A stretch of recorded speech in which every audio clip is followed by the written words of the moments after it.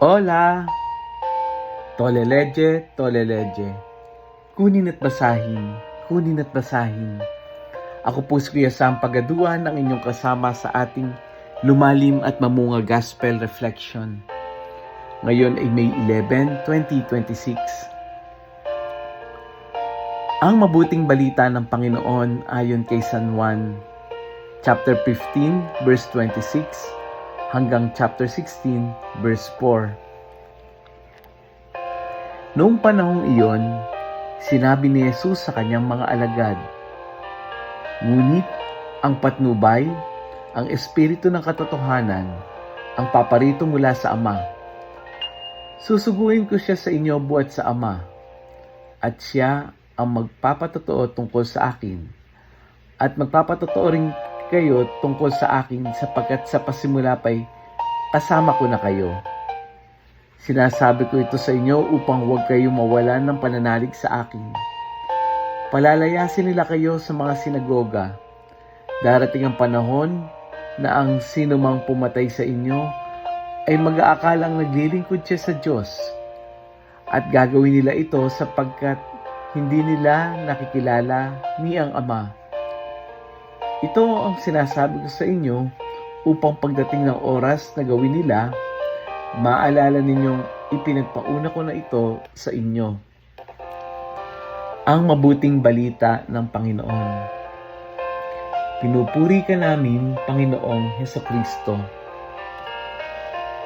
Happy Monday po sa inyong lahat. Sa Gospel, narinig natin kung paano inihahanda ni Jesus ang mga alagad dahil alam niyang darating yung panahon na sila ay ipapersecute, i-judge at itataboy.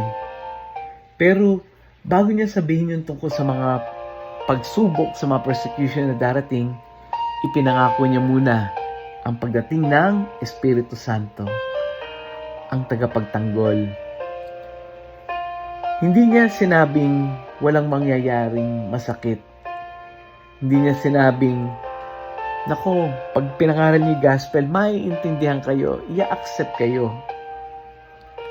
Hindi niya sinabi yon. Kundi ang ipinangako niya, hindi kayo nag-iisa. At ang Espiritu ang magpapaalala sa atin ng katotohanan ito, ang magbibigay lakas sa atin at magiging kasama natin sa gitna ng sacrifice, sa gitna ng takot. Kaya makikita natin na ang pagiging Kristiyano ay hindi laging safe ka sa lahat, kundi pagkakaroon ng kasama sa gitna ng problema. Kung tutusin, marami sa atin ang pagod na hindi man pisikal. Pagod na tayo dahil paulit-ulit kang inuunawa pero hindi ka maintindihan. Pagod na gumawa ng tama pero ikaw pa ang masama. Pagod na pinili mong maging mabuti pero parang mas madali pang maging masamang tao. At minsan, gusto mo na lang manahimik, sumuko. Gusto mo na lang mag-adjust na lang sa mali para walang gulo. Pero, ang paalala ni Jesus ngayon, kapag siya talaga ang pinili natin, nako, talagang kasama to sa dadalhin natin. Hindi dahil sa gusto niya tayong mahirapan, kundi dahil ang liwanag ay laging kinokontra ng dilim. Pero ito yung maganda, hindi niya tayo isinubo sa laban na ito mag-isa. Mayroong Holy Spirit. Ang Holy Spirit ang magpapatatag sa atin. May Diyos na tahimik na kumikilos, pero hindi umaalis. Siguro, ito yung laging reminder sa atin na anumang kabutihan or anumang sacrifices yung dala-dala natin, hindi tayo nag-iisa. Kaya ngayong Monday, ang magandang panalangin, ano man yung darating na pagsubok ngayong week na to, come Holy Spirit.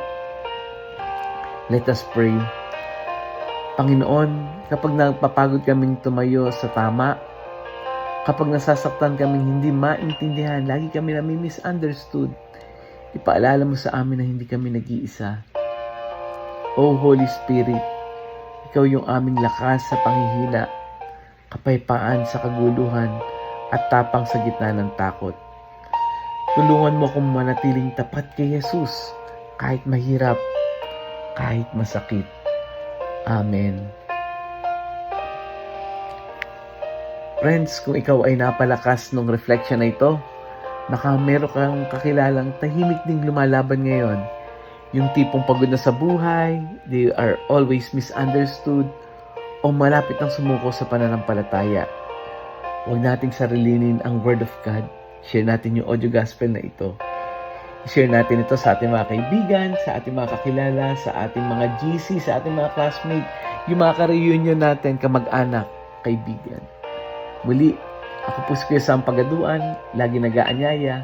Halina, tayo ay lumalim at mamunga, lumalim sa pananampalataya, at mamunga na mabubuting gawa.